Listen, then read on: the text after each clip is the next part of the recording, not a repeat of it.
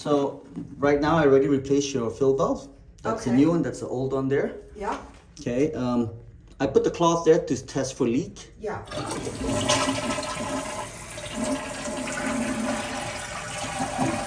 It has completely flushed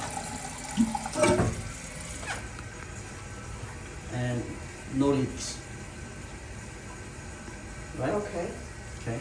Now here, this is a completely new fill valve. Yeah. It'll just fill up and then it'll stop. That's about it. Okay.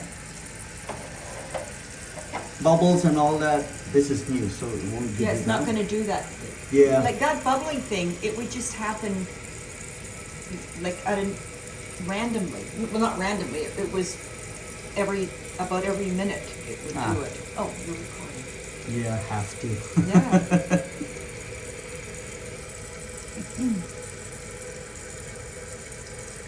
So I adjusted it so it goes all the way to the level here, the line here. Okay. Give you a little bit more water. Okay. Easily adjustable by this one, Okay. and it will stop on its own. Now it stopped.